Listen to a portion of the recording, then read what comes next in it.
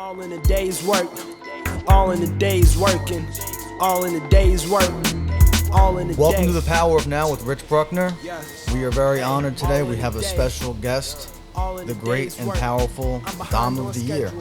What up? What's goody? Thanks for doing the show today, bro. Thank you for having me. Really appreciate it. Beautiful morning here in New York City. Yeah, thanks for coming out, bro. So just to start off, to give a little intro, I know that you're not only a rapper, but you are into food. You're a chef. Yes, sir. So- First of all, actually, before we even start, I'd like to recognize that we are actually in LTD Pizza in New York City on Hudson Ave, I believe, right? That's correct. And we want to thank Mike, John, and Dennis for letting us do this here today. And, they're taking great care of us. They got us some great espresso here. Yeah, they're going to give us some delicious breakfast and lunch, brunch. Yeah, we're having we're getting the special treatment here today, so thank you guys for doing that. And thanks for the merch, too. Yeah. So, I mean, this is a great place. If you want to come check it out, we're going to put the link to their Instagram. Portnoy approved. Yeah, Dave Portnoy approved. Stoolie approved. I think they got an 8.1, which is a huge score. Yeah. This is the elevated slice, right? It's the elevated slice. Yeah, let's see how elevated it is. Yeah. We're going to get high as the clouds. Shout out to Utopia Bay. It's Boston. We in here. Just to get started with, like, a little bit of your background. I know you're from Boston. Yeah. So what came first? Was it the food or was it the rap? I definitely say the music. I was 6 years old in the studio with my brother. Okay. He was 19 at the time. That's where I got my influence initially. So right out the gate, I was just writing, and throughout like middle school and like primary school, I was just like writing here and there. But it wasn't until after like high school where I like started to play guitar. And Okay. writing songs on there. I kind of like got away from the rap at that point. Okay. Started building my sound, started producing on GarageBand, and graduated to Logic Pro eventually. Okay. Started playing around on the keys, started working with other artists, other musicians that would just give me music to produce with. Who was the first rapper that you heard that was like, damn, like, I want to try to do that? It was either Mace or Joel Santana. All right, I like those answers a lot, cause like I used to make music. I haven't done it in a long time, but like I know, like looking back when I was in like 5th grade, everybody was listening to like Outkast, and like that, like the first album that I heard that I was like, wow, I love rap. Like I want to do that too, and like so I was just talking about that album like 2 days ago with somebody. It just, yeah. So that just goes to show that it just comes up every day. Right. Legendary shit. That's the goal. Right. So how did the job and you found something in the food industry, or did you just love food and specifically went after that? Yeah, so my mother and my sister would always cook, and I would just watch them. I'm the youngest in my family, so I would watch them cook, and then after a while, I would just want to get into it on my own. I started watching Gordon Ramsay videos. A lot of my inspiration and technique comes from Gordon Ramsay. Shout out Gordon Ramsay. Yo, I'm actually everything with Gordon Ramsay I'll watch. I got hooked on like Hell's Kitchen when I was like, I think I was like sick and I was like stuck in the house for a couple of days, and I binged like all these Hell's Kitchen seasons, and then I started watching like anything that I could find with Gordon Ramsay in it. Especially MasterChef. Yeah. That was the shit right there. And what was the other one? Where you just like chopped?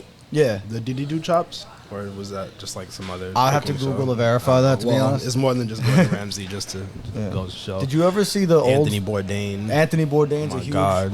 And this sounds crazy, but I don't know if you ever watched like the Food Network way back in the day. This guy Alton Brown, he had this show Good Eats, and it was on at like 4 a.m. Nah. And like it was like he would like make the dumbest shit, but it was interesting. Like he would be like making a sandwich, and he'd like pull out the mayonnaise, and he's like, I'm not going to use this store-bought mayonnaise. I'm going to make my own. And like every episode was some shit like that. Yeah. And that's when that's probably the first like food-oriented show that I got interested in. And then Anthony Bourdain and then Gordon Ramsay, all that stuff too. But yeah, I remember the first Anthony Bourdain episode I watched was Parts Unknown. I think he was in Denmark. at the, like the best restaurant in the world, and he was Right. reviewing it, and I saw it on like this huge like 4K like TV, and it was like up close, and I was like, this is amazing. This dude is a top tier, world class, renowned journalist, Yeah. and like deadbeat chef, like Yeah. dirtbag, like doesn't give a shit about nothing. And, Literally. and it's just like amazing because it just he's living life, loving it, and just trying food, Yeah. experiencing culture.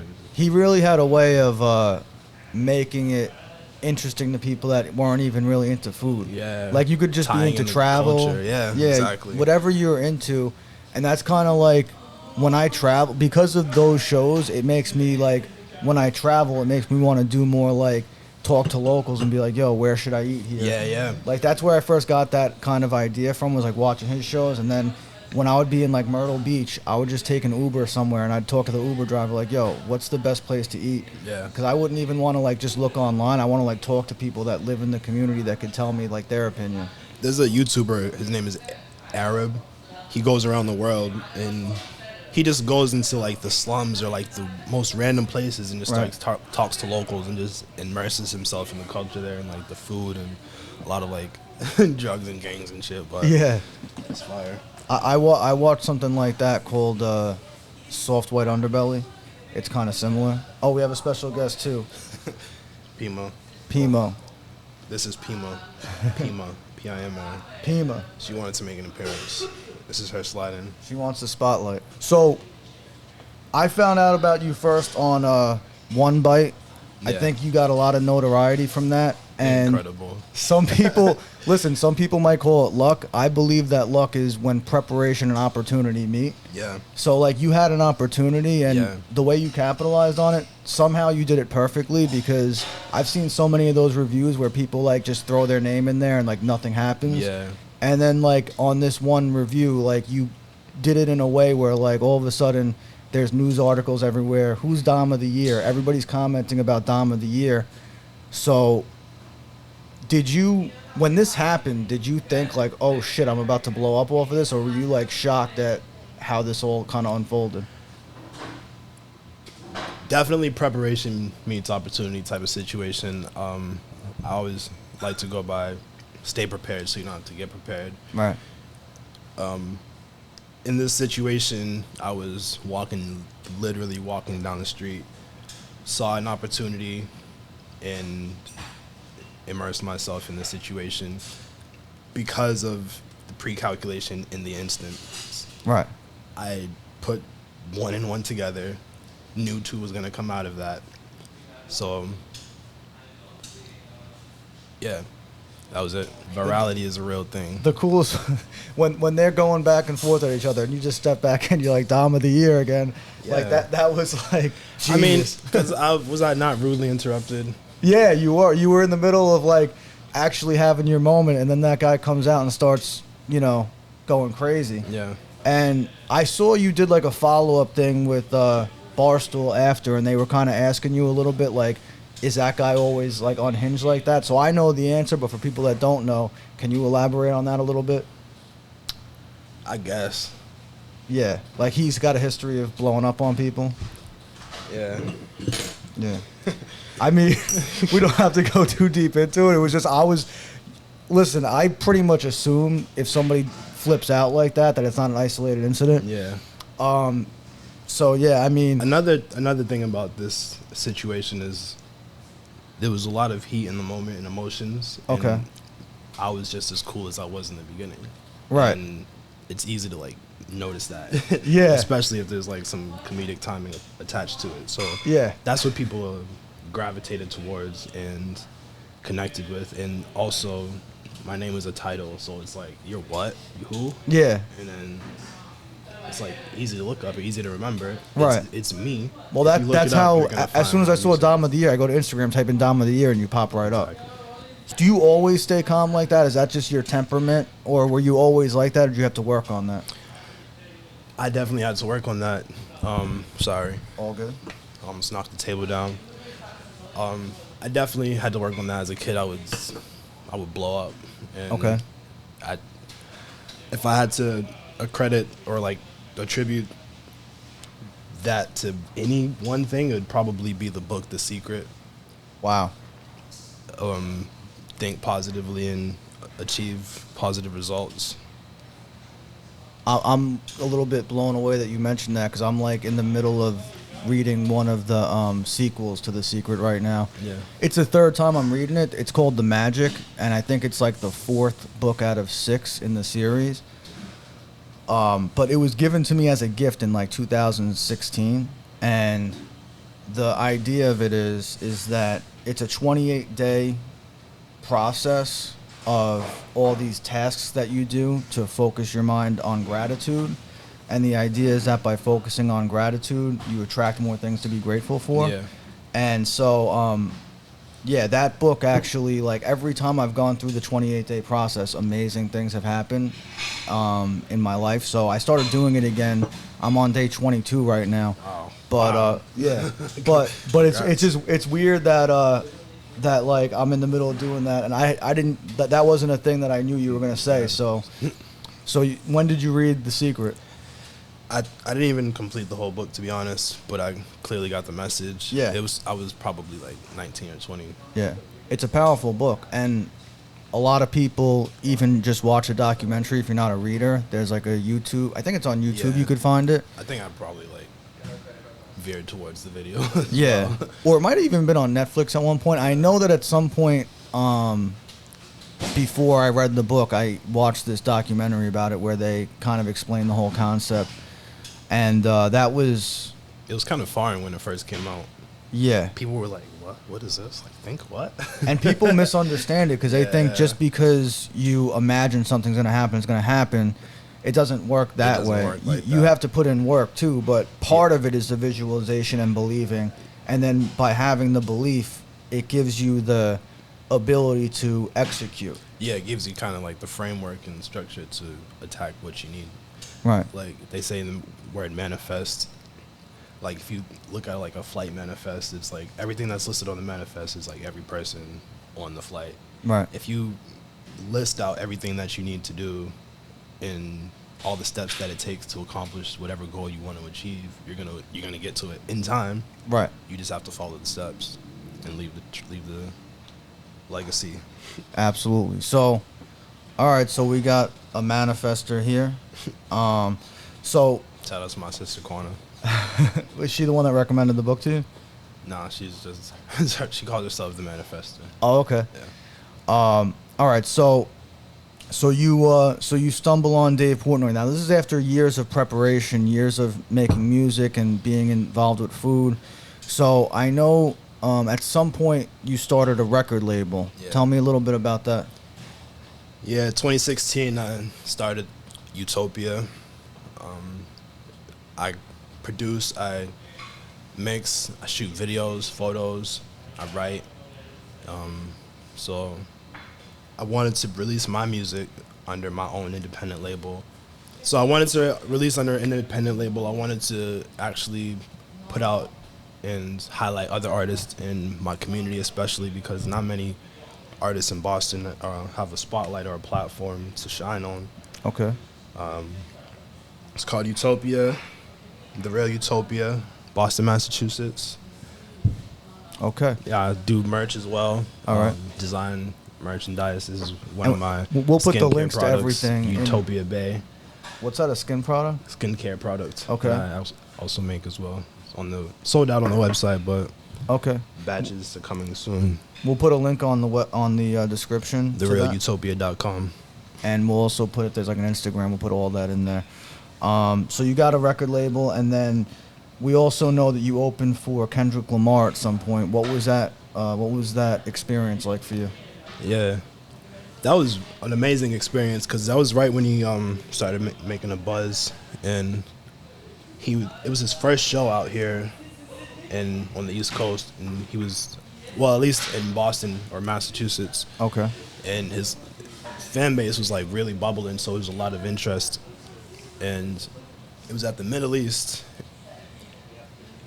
He had also did a meet and greet earlier in the day at Laced.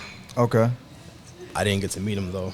Okay. At that point, I did the show, it was amazing. It was like one of my first shows. The crowd was very responsive.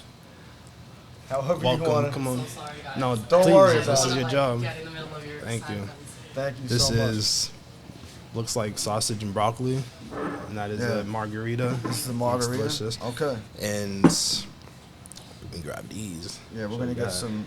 some close-ups of this food. Look at that. Look at that. So I'm gonna trade with you some of these halves so that we can both Alright, bet. have a little bit of everything. So yeah, I did that show, and the You would have response. prosciutto arugula? Prosciutto arugula. Couldn't cut that one because it has Oh, prosciutto. no worries. It was interesting. It was interesting because he had just started out, and now he's like blown up and like Yeah. done all types of like all sorts of stuff, movies, like Right. crazy stuff, and it's great to kind of like be a part of that journey in any way. Yeah. Never met him though, because it was like I did my set, I got off stage, and then I just like left Yeah. the stage, and then You were just like, forget about it. Now it's time to go do some other shit. yeah, because he was like I was backstage, and then I went on tour. Went on the stage, and then I think right after I got off stage, like he was already backstage. So it was I like, got you. and Yeah, I kind of had when we used to do shows out here, we had opened for like Big Daddy Kane at one point, and we did Too Short at another time. about to try this broccoli sausage. Broccoli sausage. You could hear the crisp on the microphone, which is always a good sign. Actually, yeah. I'm gonna try the margarita first.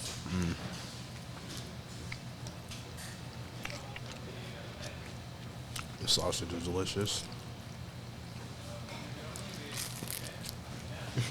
This is a really good slice. Yeah, let's just trade I got plates. you, Mo. You trying to bite my pizza? So yeah, this was the best idea ever. I think I'm gonna ask them if I could do all my podcasts here. Yo, first of all, I love broccoli and sausage. That sausage is perfect. Broccoli is fresh. Pizza is crispy. What is that, mozzarella is like perfect. It's like not, what is it, like too wet. It's like it's perfect. Let's try this margarita.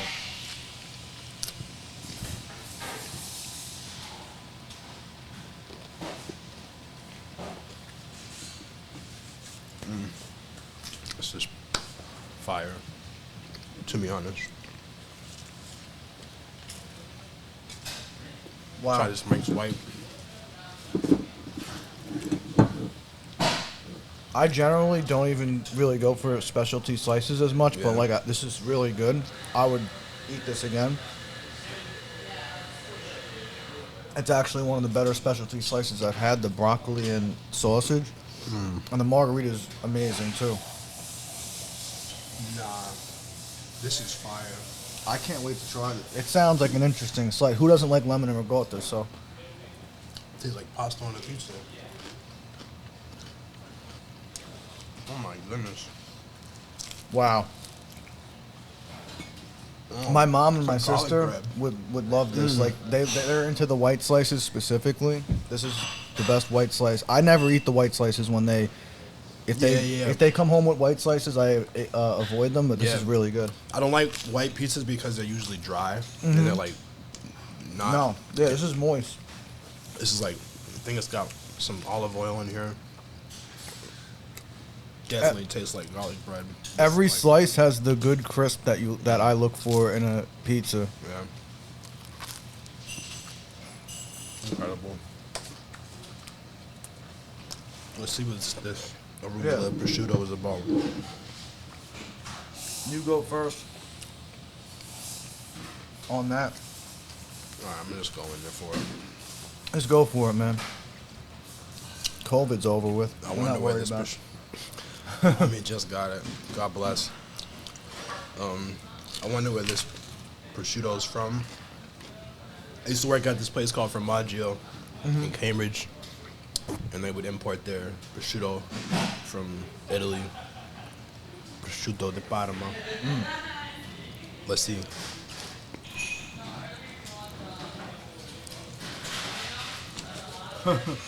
This ain't the easiest slice to eat, but it looks good.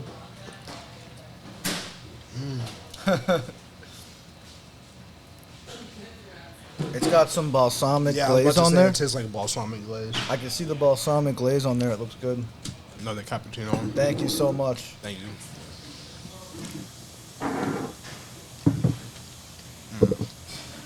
Every slice so far is delicious. Very good, very good. Especially this one. This one's my Sure, favorite. go on.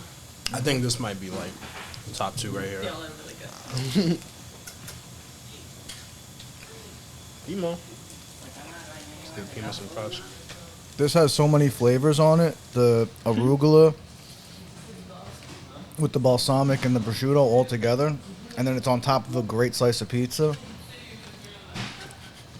I'm giving a huge endorsement right now to LTD Pizza. Shout out LTD. And again, thank you for the hospitality too, because, I mean, this is like, This it's isn't been above and beyond since I got here. Even while we were setting up, they're like giving us water, coffee.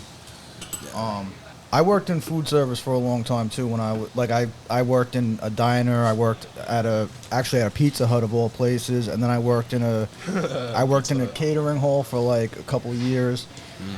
Catering was definitely the hardest one. I love catering though. It's fun. It's fun, but where I worked, it was like the least amount of money I made in food service, and definitely the hardest work. But we had so much fun. Like, Yeah. we'd get out of work at like 2:30 in the morning, and we'd all be in tuxedos, and we'd go drink at some park somewhere, and like just hang out all hours of the night. We had a great time, even though it was like not good money and it was hard hours. And Yeah, it's fun though to like actually cooking and be able to do what you want, and yeah, obviously like the shift drinks. yeah, exactly, down. bro. But I worked in catering at Formaggio Kitchen, Okay, as well as the neighborhood kitchen. Okay. With Chef Flex in Boston, the homie. Doing all like the plate after plate and like doing everything back to back, like the whole orchestrated situation is just it's fun to me. I love it. It's Yeah. like high pace. yeah, and we worked like New Year's Eve. They would have all these. We had 3 different. The catering hall I worked at, it was called Chateau La Mer. It's in Long Island, and it's like overlooking the water. And they have 3 different spaces. So there's like the big room downstairs where you have like the larger parties with like 300 plus people, and then they would have like the upstairs room. I think could handle up to like 180 about. And I forget what the third one was, but we had on like New Year's Eve, there'd be all of them would be packed to full capacity. It would be like, it would be one of the craziest nights of the year, obviously, but it was also fun to work. And on those nights, you probably made more money than like a regular wedding or something like that. Wow. Yeah, weddings are. I used to do like photography gigs for weddings. Okay. I'd make bank in like a day. Yeah. But it's so much work after actually putting the edits in. Yeah, and One of my photos, I did a wedding shoot, and one of the like wedding photos I entered, I like sent to Vogue and they published it. Really? Vogue Italia. that's awesome. Yeah. So like somebody's wedding photo is like a Vogue photo. That's sick. So do you have a YouTube channel, or you do most of your stuff on like Instagram and stuff like that? Yeah, my YouTube is DomoftheYear TV. Okay. A lot of my music videos that I produce Okay. and direct are on there. Gotcha. And do you do anything else on there besides music, or is it just focus on the music? For now, it's music, but even before like this, like internet like sensation type thing Yeah. happened, I had plans to do more like vlog style. Like, this is the restaurant that I like to highlight. Right. These are like some cooking skills that you might be able to use. Right. This is what I like to cook. Yeah. This is like a place that like this is a festival. Like, Uh-huh. literally just show people my interests and just create a channel for people. Yeah, I mean, it's a good idea, like, regardless of, if you're doing music, and you might as well also show people who you are, because Give 'em people a like to see that background. shit. Yeah, give them something to connect with and put 2 and 2 together with. You've utilized perfectly this event that took place. You Yeah. know, like you're making sure that you make the most of it, which is like, a lot of people fumble that. So. All I ever really needed, or kind of only necessary aspect that was missing, was just like the audience. Yeah. And the lens, Yeah. which I've created just by saying my name Yeah. That's all you had to do. and being myself, which is like the most amazing part, because like Yeah. people like love. They show me so much love. Shout out to everybody that really shows me love. I Yeah. want to say that. How much have you gotten recognized just walking down the street since this happened? Every day since, bro. In the first day, I think it was so it dropped on the 1st of September. I think on the 2nd, Yeah. I went outside. I think I just walked to Davis just to like go to the ATM or something. On the way, like a couple people from different cars yelled at me, "Dom of the Year!" Some dude yelled from his porch across the street. He was on the phone. He yelled at me. I'm just like, whoa. Yeah. I go to like order some food. The waitress is like, "Oh, what's your name for the order?" I'm like, "Dom." She's like, "Dom of the Year?" I'm like, "Oh, jeez, I just want to like order some food." Wow. I had a shirt over my head yesterday. I was like going somewhere on the T, on the transit, and somebody like saw me. I was like, "Am I drawing too much attention to myself by having this shirt over my head? Like it's not even working the way I intended it to be." But I love it. I appreciate it. But it's incredible. People like the messages that people show me, like send me, are like, "Dom, like you're amazing. You're inspirational. You're a legend. I love you. Yeah. Dom of the century." Just like there's a lot of like negative comments as well, but That always comes. There's always some percentage of negativity that Yeah. comes with positivity. I laugh at those types, like, because you don't know me at all. You don't know my situation. You have no words to say to me. Yeah. But yeah, the love is real. It's awesome, And, man. yeah, I appreciate it. So I know you said you had a headline show that was planned before COVID hit. It got canceled because of the pandemic. Yeah. So It was at this place called Once in Somerville, okay. which doesn't even exist now. Okay. So I had like literally probably like the last show scheduled, and then COVID happened, and then my intention was to do that show, get like a lot of footage of it, and put it out. This was like 3 years ago at this point, so Right. like just look at what happened over the past 3 years with like technology and shit. Yeah. And so the pandemic happened, shit went sideways for a bit, and I recovered in the best way. So now that Sometimes all things need is time. you have a new album out, Here and Into the Distance, a double feature. it's a double feature, it's a double album. Yeah, it's 2 albums. So during COVID, like I just hit a speed bump and like probably just like it's like, oh shoot, what to do now because of like Right. COVID and all that. But I'm sure a lot of other artists felt this way too. But I wanted to put Here out, and I wanted to put Into the Distance out. Okay. At separate times. There's a flow to it initially, intentionally, but like putting them together kind of like fused a lot of like the flow of the project and myself as an artist as well. Gotcha. And do you have plans to do a tour or any types of shows now that this album's out? Yeah, most definitely. Definitely looking to. So if there's any venues out there that want to have Dom of the Year, reach out to his Instagram, Yeah. Booking at DomoftheYear.com. booking at DomoftheYear.com. Yeah. And because I mean now that you know this thing blew up nationwide, there's people that want to see you all over the place. I'm Yeah, sure. worldwide. People are visiting my website from like Mumbai and Really? Denmark and Puerto Rico. Wow. And, like, Have you done a lot of Maldives. traveling in your life to like different countries and stuff like that? yeah, I've been not all over Europe. I did like a little Euro trip. I went to Portugal. I was in Nice. I went to Monaco. I was in Luxembourg, Wow. Belgium, France. I was in France actually during the bombings. Oh shit, really? Yeah, I was driving from Amsterdam into Paris, and I stopped at this gas station, and on the TV was like Havoc, and there were like people. It was in French, obviously, and there were people watching it, like talking in French, and it only took me about 30 seconds to realize what was going on in the gas station. I was like, oh shoot, I gotta get back on the road and get the hell out of here before they don't let us back into Paris. So got back in the car, and the rental was a fire Peugeot. We were driving down the street, and as we were driving down the the highway. There were like 6 or 7 unmarked police cars that were just driving by. Right. And what time is it? 22. And there were like 6 unmarked cars that drove by, and then on the left was like the stadium that got attacked, and they were busing people out. Wow. And as I was like driving through the city, like it happened in like the different bombings happened in different parts of the city, so it was like I remember difficult seeing trying that. to navigate. And then like the next day, I had plans to go to the palace, which I couldn't even go to because that shut the whole city down. Right. It was incredible. I also went to the Azores, swam with dolphins and like a 30-foot manta ray. Wow. Went to Aruba a couple times. Okay, so you've done a fair amount of Broke my travel. ribs jet skiing. In Aruba? Love traveling. Yeah. Wow.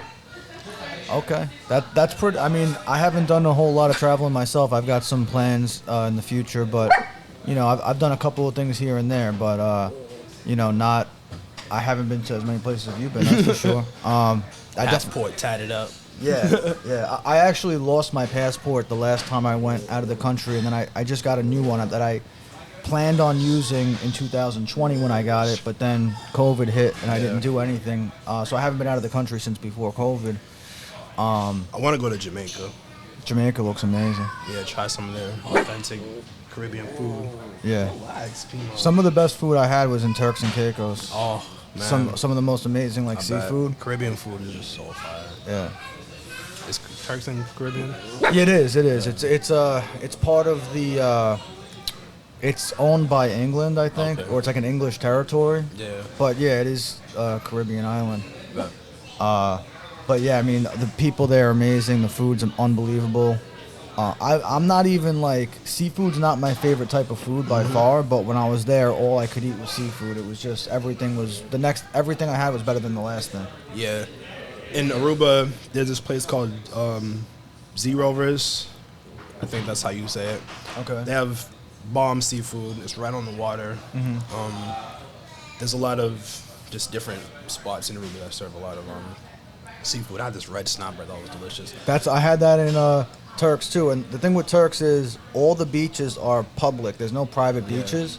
So that's where I was in Grace Bay Beach, and so all the resorts are kind of just like all on the water, but you could just walk from resort to resort on the beach, and they all have these little like bars that serve food and like sushi and stuff like that. So like every day we would just like walk further down the beach and try one of the other resorts, like restaurants, man. It was, and then there was a place called Coco Bistro. If you're ever in Grace Bay Beach, that was the most unbelievable place I ate at, was Coco Bistro. Also, Iceland has a lot of good seafood as well. Iceland, so that you seen the Northern Lights there? Yeah, I got this fire shot at the end of the Disappearing Acts video. If you go on my YouTube, I got this nice time lapse of it's the Aurora Borealis. It was incredible. Yeah. It doesn't look as exciting in person. Really? I'll tell you that. Yeah. Oh, wow. It's not like all incredible, like, because the time lapse, obviously, like you have to like hold the camera there and like capture the light to make it look bright enough to be visible. Yeah. So I mean, it depends if it's strong enough, like the magnetism or whatever. Right. It's strong enough, but That's definitely on the bucket list for me too. There's so many places I want to go. Like I haven't been to Greece. Yeah. I have a trip planned to a few different countries that I've never been to already, but later on this year. But there's still so many places. Like I feel like you could live your whole life and just, you kind of have to just never stop traveling if you really want to see everything the world has to offer. And honestly, right? I've put that priority higher up in my life as I'm getting older, of just like not procrastinating on things like that, Yeah. Live till you die. Yeah. I'm gonna, maybe we'll do this again sometime. Who knows? I think we had a good conversation, though. I really appreciate you doing this. Yeah, and no if there's anything else that you want to plug before we wrap this up. Thank you, everybody, for watching. Thank you for tuning in, sticking around. It means a lot to me. Definitely is a push forward. I got a lot planned, a lot coming out.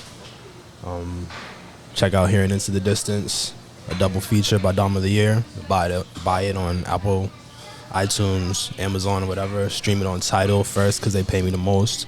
Apple Music, Spotify, all that. Napster. Pandora. Nice. Definitely. So make sure you check out Dom of the Year. All of his links will be in the description. Yeah. We're also going to link LTD Pizza. We appreciate LTD Pizza again for letting us do this. Shout out to the city of Boston, Shout out to Boston. my home. And we'll end it on this note. What's the best pizza in Boston? I will tell you this. Go to Slade's Bar and Grill in Boston. Slade's. Order fried chicken, macaroni and cheese, and candied yams. Okay, you heard it here first. Thanks again. Make sure you subscribe so you don't miss any future episodes. We release one every Sunday. And thanks for watching. Just fine. I just understood my mind. I never stood in the line. You never stood a chance. I fall through and throw 7 on the